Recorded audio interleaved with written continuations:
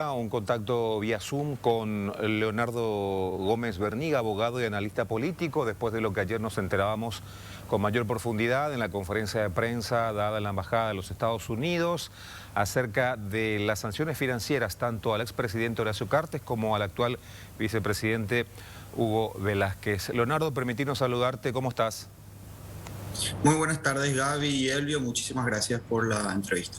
Bueno, comencemos entendiendo, dentro de lo que nos puedas comentar acerca de la funcionalidad y la operativa que tiene el Departamento de Estado para darle algo gradual, porque fue el primer paso que dio el gobierno de los Estados Unidos acerca de la declaración de significativamente corrupto a estas dos personas y en el pasado a más referentes de nuestra política para conocer cómo opera para llegar a estas conclusiones.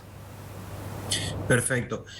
Antes que nada hay que mencionar que esta es una decisión, ya como fue las anteriores de bloqueo de visas, una decisión del Departamento de Estado, una decisión del gobierno de los Estados Unidos, que lo que busca es que personas vinculadas a hechos de corrupción, violaciones de los derechos humanos, como lo mencionan, alrededor del mundo, tengan una restricción de acceso al servicio financiero o a transacciones con ciudadanos americanos, ya sea a través de empresas o transacciones, transferencias de dinero, compra de propiedades, establecimiento de activos dentro del territorio o dentro de la estructura internacional de los Estados Unidos.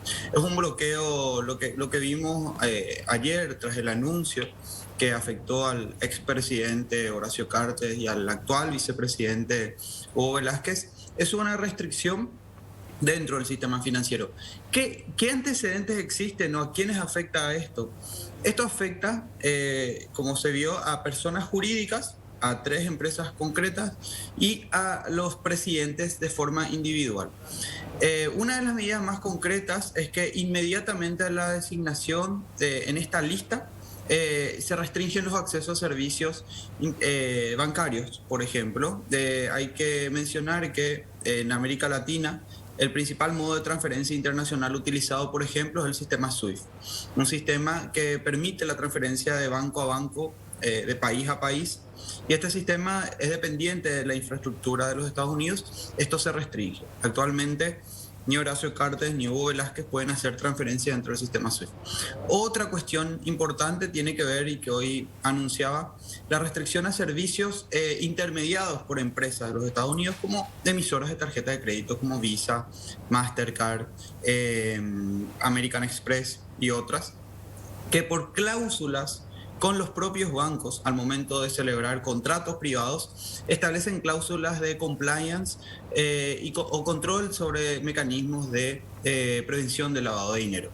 En todos los países no es igual los mecanismos de prevención del lavado de dinero, y eso lo sabemos. Paraguay recientemente se encuentra en una lucha muy grande por combatir este flagelo, que incluso en volúmenes puede ser mucho más grande que las propias fuerzas de seguridad, puede ser más la influencia que tiene en el sector judicial o incluso en la corruptividad de actores políticos, afecta a los mecanismos de control.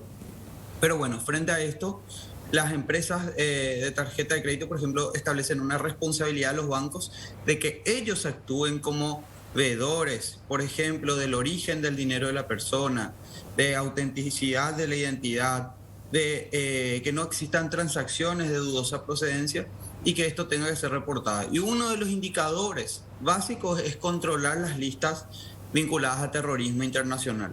Entonces, una de esas listas es OFAC, por lo cual en cualquier lugar del mundo donde haya una transacción con Visa o Mastercard, ellos están obligados, y si existiera, por ejemplo, una tarjeta del señor Horacio Cartes tenga que emitir, no se podría emitir, o si la tuviera tendrían que cesar inmediatamente por legislación americana y por los contratos privados que se celebran bajo estos mecanismos de control del lavado de dinero.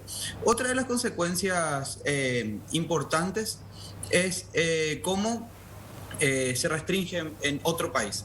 Esta es una disposición que afecta a personas dentro del territorio estadounidense o a personas que hacen negocios como volví a mencionar, con empresas estadounidenses. Entonces, en Paraguay tendría restricciones Horacio Cartes o Hugo Velázquez de hacer transacciones, no necesariamente.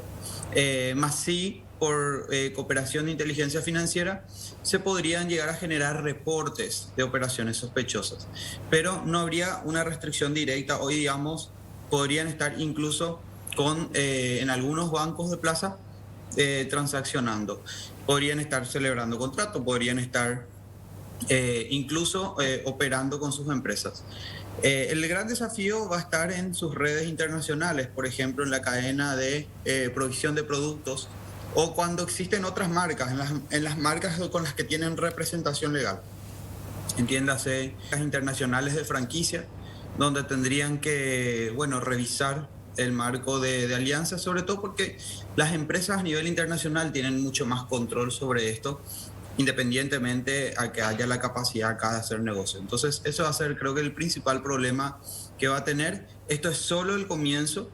Ya lo vimos con la situación de la empresa Enex y otras empresas vinculadas al rubro cervecero, pero probablemente otras franquicias que pueda tener van a estar en ese proceso de revisión. Leonardo, justamente con respecto a eso, quería consultarte por el alcance de esta medida, esta sanción financiera que se realiza. Sabemos que no pueden hacer ningún tipo de intercambio de dinero, también con respecto a las vinculaciones de personas que trabajan en Estados Unidos y que tienen algún tipo de vínculo comercial con Horacio Cartes en particular, que se mencionaron específicamente 4 empresas suyas que operan en Estados Unidos.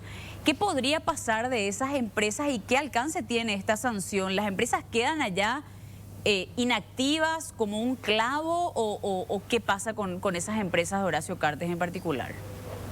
Sí, las empresas terminan bloqueadas, totalmente bloqueadas. O sea, no pueden transaccionar, no pueden transferir patrimonio, no pueden operar, están bloqueadas. Esto significa, salvo aquellas que no estén bajo territorio americano y que en cierto sentido puedan establecer, no sé, algún tipo de trámite por fuera de la soberanía de los Estados Unidos. ¿Por qué digo este caso? Uno de esos ejemplos es de Dominicana Acquisition, que es una de las empresas que creó, que fue investigada por el caso de Pandora Papers. Se acordarán que hay una causa abierta en Panamá, de la cual la Fiscalía de Panamá pidió un informe a la Fiscalía y al Estado paraguayo. Ese informe, se acordarán que ocurrió cuando fue la destitución o la renuncia, no recuerdo, de Arnaldo Yucio en esa época. Por ende, el caso de Dominicana tenía que ver con la empresa no declarada, a pesar de la declaración jurada en Paraguay, y vinculada a un caso de Pandora Papers. Y las otras sí, Tabacos USA y Bebidas USA, sí tienen como una consecuencia más grave porque actúan dentro del territorio estadounidense y implicaría un bloqueo inmediato. En cuanto al frigorífico, está claro que esto no es una medida no pensada, al contrario, está meticulosamente pensada porque se da un plazo para cumplimiento con acreedores. Eso puede tener que ver con que, según declaraciones en la Comisión Nacional de Valores, el frigorífico ha pedido un préstamo internacional a una entidad bancaria y probablemente tenga que ser para el cumplimiento. Se hace te perdimos un ratito, Leo. Te perdimos un ratito en el audio, Leo. Hola. Ahí sí recuperamos. Hola, Ahí recuperamos. Ah, perfecto. Buenísimo. No, y decía que en el caso del frigorífico, Shahá, en ese caso concreto se estableció una excepción para que se puedan cumplir con los acreedores hasta determinada fecha en el mes de marzo. Pero sí, esto significa una restricción total y un clavo, digamos, en otros términos, hasta tanto, bueno, como ellos decían, esto es una lección, o ellos buscan que esto sea como un mecanismo para que se reencaucen conductas y para evitar que otros ciudadanos americanos puedan estar involucrados. Las consecuencias también van a ser complejas en el sentido de que hay otras personas involucradas en estas inversiones. Probablemente en el caso del frigorífico es uno de los casos más grandes porque estaba previsto el lanzamiento para el mes de febrero y eso va a hacer que puedan haber compromisos que no se lleguen a cumplir para la entidad, pero eso se va a ver más adelante. Leonardo, recién decías, esto es solo el comienzo y permitime llevar esa frase a la construcción de las etapas, de la gradualidad que Estados Unidos establece para determinadas personas. Ya dieron el primer paso que lo dio el Departamento de Estado, ya se dio el segundo paso a través del Departamento del Tesoro.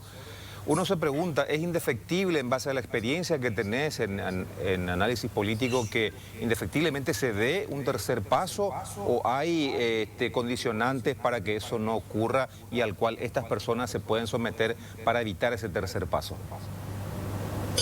Acá empieza, creo que el proceso más crítico, porque existen antecedentes. Esta no es la primera nominación en Paraguay. Se acordarán el caso de Fat Yamil como uno de los casos más antiguos de una persona involucrada en negocios turbios en la Triple Frontera también, que incluso llegó a ser considerado por algunos como el mentor de Horacio Cartes en toda esta estructura vinculada a la zona de frontera. También tenemos el caso de Barakat, tenemos el caso de Hijazi y tenemos el caso de las empresas vinculadas al financiamiento de Hezbollah en la Triple Frontera, empresas que hasta hoy, por ejemplo, funcionan en Paraguay, realizan transacciones, no sabemos si a nombre de las propias empresas, pero siguen operando, y también son casos que aparecieron en las observaciones de los informes de Gafilat sobre incumplimiento en los mecanismos de control. Entonces, lo que viene a evidenciar esto es que en Paraguay pueden coexistir realidades. Puede coexistir que haya personas en esta lista, pero que estas empresas sigan funcionando. Hoy está pasando eso, por ejemplo, en empresas vinculadas a alguna de las personas anteriormente señaladas en esta lista. Esto preocupa a nivel internacional a los organismos de control sobre el lavado de dinero y está como algo de riesgo muy alto, digamos, señalado en Paraguay. Entonces, la responsabilidad, y yo hago mucho énfasis con esto, la responsabilidad va a estar en las entidades bancarias y en las entidades reguladoras en endurecer los controles sobre estas transacciones. ¿Cuáles son estas etapas que vos bien preguntabas? La etapa primera, que fue la declaración, ya ocurrió. La segunda etapa de bloqueo de activos está ocurriendo. La tercera etapa depende de otro poder del Estado, que es el Departamento de Justicia. Y acá hay que ser claros sobre las percepciones, que hay muchas veces se habla de una expectativa de extradición y no necesariamente es lo que uno debería prever. Puede pasar, sobre todo en los casos vinculados a financiamiento del terrorismo, que es uno de los temas críticos para los Estados Unidos, porque ellos lideran esa disputa y para ellos forma parte quizás las personas vinculadas a esos esquemas de investigaciones mucho más amplias sobre las redes de creación de empresas, de las redes de transferencia internacional. Por ende vemos el caso de Hijazi o el caso de Barakat. Pero otros casos pueden tener consecuencias en lo local. Y acá es importante hacer énfasis en que la responsabilidad recae sobre el Ministerio Público. Las declaraciones que nosotros vimos, incluso en las posteriores visitas, posterior a las declaraciones, en las visitas del especialista anticorrupción de los Estados Unidos, esto tiene que actuar la justicia, se tiene que fortalecer el Poder Judicial, el Ministerio Público también. Y es un mecanismo también de quienes discuten quizás en un enfoque soberano, resolver los problemas. Nosotros tenemos que tener capacidad de respuesta inmediata y tenemos que tener capacidad de generar nuestros propios procesos de investigación y de sanción. Hasta el momento esa es la gran deuda y claro, si esto sigue así, las consecuencias pueden llegar al Departamento de Justicia. Es más, ellos decían, nosotros tenemos una investigación completa, en todo este tiempo hemos realizado una investigación completa y sobre esto estamos procediendo. ¿Qué quiere decir esto? Hoy hay nuevas medidas que se están tomando, por tanto, no podemos descartar que como hay hechos nuevos que se están publicando, muchos elementos que podrían disparar la investigación criminal, podría generar que la investigación siga en el Departamento de Justicia y por tanto, no solamente un pedido inmediato de extradición, sino también pedidos de informe a la justicia paraguaya, podría haber ese también llamado al proceso de defensa a las propias partes, que es un poco lo que ellos están demandando también. Y también creo que hay otro factor importante. En la declaración se hicieron menciones a hechos de soborno, a situaciones vinculadas al poder político en distintos periodos. Por tanto, vuelvo a insistir con esto, ya debería haber una investigación local. ya debería haber una investigación local. Es más, si existiera una extradición, es un juez local el que va a tener que entender sobre los elementos que colabore el Departamento de Justicia por los convenios de cooperación con Paraguay, si la extradición se da o no. Y puede colisionar si existieran, por ejemplo, causas abiertas con expectativas de pena que incluso podrían ser mayores a las que se imputan en los Estados Unidos. Todos esos elementos se tienen que ver y de eso depende que el Ministerio Público funcione y que, bueno, la próxima gestión también del próximo fiscal general esté en agenda para una inmediata diligencia. Ahí sobre ese punto quiero consultarte dos cositas, ¿verdad? Muchos dicen, no podemos esperar a que ellos hagan todo, porque ellos van a tener que, bueno, traer todas las pruebas y directamente entregárselas en una bandeja de plata prácticamente al Ministerio Público, teniendo miedo de por ahí en algunas opiniones de que de nuevo no se haga nada, que aquí no se mueva el Ministerio Público como se tiene que mover. Y allí entra mi consulta, ¿verdad? ¿Se tiene que abrir una investigación necesariamente en nuestro país o ellos con las pruebas, con los vínculos que tienen, con situaciones que ocurren también en los Estados Unidos, pueden directamente abrir una causa y realizar el pedido de extradición? ¿Cómo funciona eso de lo que tanto se habla, pero que en definitiva es mucho más complejo de lo que pensábamos, Leonardo? Bueno, dependiendo de qué hecho criminal o delictivo se esté mencionando, dependiendo la capacidad de poder ser juzgado en territorio americano. Vamos a hablar de un caso concreto que pueda ser corrupción en el manejo público, sobornos para la aprobación de una ley o financiamiento ilícito de campañas. Esos son hechos que se suscitan en territorio paraguayo, son hechos que se concretan en territorio paraguayo y son no necesariamente transferencias que se den en el sistema internacional. Por ende, se entra a través de operaciones sospechosas o transferencias dentro del propio sistema bancario paraguayo. Por tanto, si todo el desarrollo se está dando en el plano local, la sanción tiene que recaer tras una investigación en el plano local. Y puede ser un elemento probatorio, obviamente, los informes de cooperación de otras entidades, como por ejemplo la Fiscalía de Brasil, que hizo toda una investigación a través de las transacciones en la triple frontera y en distintos casos y en distintos expedientes.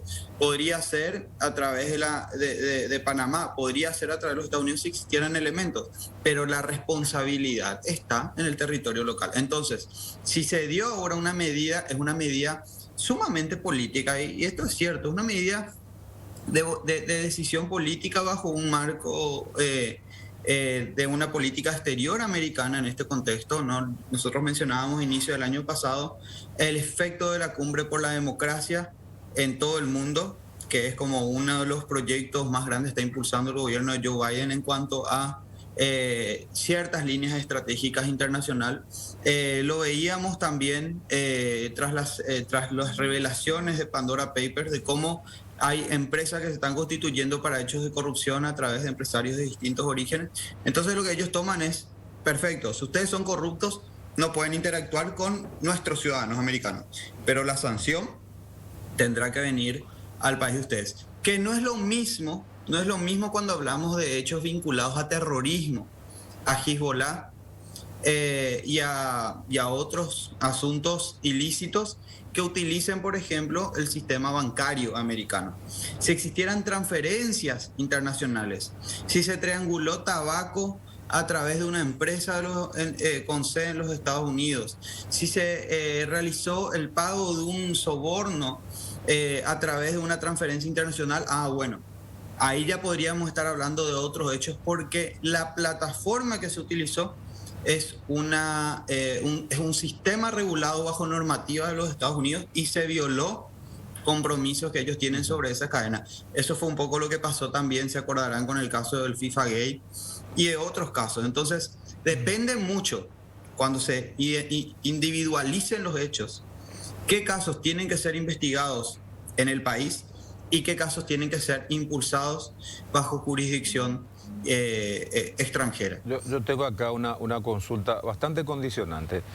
Si Estados Unidos tiene el derecho de sindicar y sancionar financieramente a estas personas con este perfil, y si es no la pregunta, la respuesta, ¿por qué la repregunta? Y si tiene el derecho, ¿por qué le cuesta a los sindicados aceptar de que esta no es una instancia en la que Estados Unidos esté obligado a arrimarles pruebas?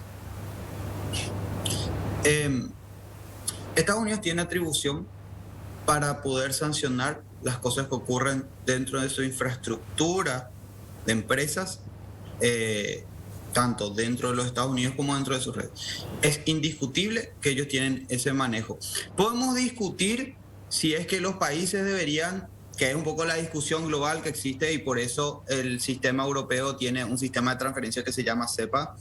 Por eso, digamos, Rusia construyó un sistema de transferencia que se llama MIR, y Estados Unidos tiene el sistema SWIFT.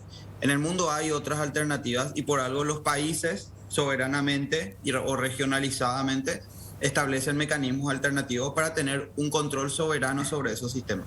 Bueno, en América Latina no tenemos un sistema así. El sistema al que estamos articulados es el sistema SWIFT, que es dependiente de los Estados Unidos, por ende la sanción repercute sobre todas las transacciones en ese sistema.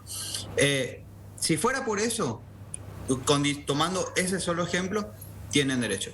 Ahora bien, lo que sí podemos analizar es lo siguiente, que acá lo que está pasando es la responsabilidad de los hechos de corrupción son locales. La responsabilidad de no investigar los hechos de corrupción son locales. La capacidad institucional para hacerle frente o la no capacidad son responsabilidades locales. Si viene alguien de afuera y te dice, sabes que tengo todos estos elementos, ustedes tienen en su casa a alguien que cometió hechos criminales, y lo que yo le estoy diciendo es, acá no va a entrar a mi casa, y si llega a hacer negocio con alguien de mi casa, yo lo voy a sancionar. Bueno, eso no es violación a la soberanía. Eso es un manejo dialogado sobre el tema. ¿Dónde podría venirse la cuestión compleja? Claro, que es un poco lo que se analiza, el contexto político electoral, donde se toman quizás la centralidad política que toma estas declaraciones. O, por ejemplo, que para mí es algo sí central y que si se quisiera hacer la crítica, serían los propios cartistas que en vez de tener una posición tajante de defensa a Sandra Quiñones, le tendrían que estar exigiendo a Sandra Quiñones que soberanamente promueva investigaciones. O sea, la responsabilidad, si estamos discutiendo que no se está respetando la soberanía, al contrario, fortalecer los mecanismos que tienen que soberanamente investigarlos, y eso no está pasando. Al contrario, se está dejando que una institución no esté procediendo en forma y a tiempo para hechos de suma relevancia. Y todos los días estamos con nuevos hechos que agrandan la complejidad y que no van acorde a la complejidad del asunto. ¿Por qué se toman estas medidas ejecutivas? Para un cese inmediato de la vulnerabilidad del sistema político.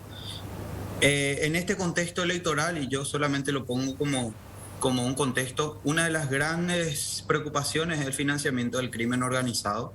Una de las grandes preocupaciones es que el lavado de dinero se instrumente a través del financiamiento político, y tenés que tener mecanismos de pronta acción frente a estas situaciones, y hoy no los estamos teniendo. Entonces, si queremos hacer una discusión de soberanía, es que no estamos teniendo los mecanismos de ejercicio, muchas veces por complicidad política, porque se instrumentan las instituciones de justicia para fines políticos, y cuando tienen que funcionar para defender la soberanía, porque los hechos delictivos los grupos criminales no respetan las fronteras y están funcionando y están violando la soberanía. Ese es el principal problema. Ese es el principal problema que tiene que ser resuelto. Entonces decía yo en la segunda parte de la consulta, ¿por qué a los sindicados les cuesta entender que no es una instancia en la que se les debe arrimar pruebas? Ayer la defensa de Horacio Cartes hablaba de eso, también lo hacía Hugo Velázquez. Tal vez van a tener pruebas en su momento, pero si llega a esa instancia va a ser cuando ya estén allá. Claro, ahora existe. Ayer se mencionó y existe un proceso transparentado en la web de OFAC. O sea, uno cuando está en esta lista tiene que arrimarse, pedir la información que se tenga o facilitar otra información que diga o una argumentación por los cuales se desmienten que existan estos hechos que se imputan. Y existen mecanismos jurídicos que pueden promover dentro de Estados Unidos contra este tipo de sanciones, pero es un proceso que lo tiene que impulsar la persona afectada sin ninguna duda, y obviamente en el proceso judicial podrían tener una respuesta donde se evidencien los elementos. Yo sí creo que las pruebas tienen que ser arrimadas a quienes. A los afectados me parece bien que exista un proceso. Ellos pueden promover su proceso, si se quiere, en instancia judicial o como se establezca.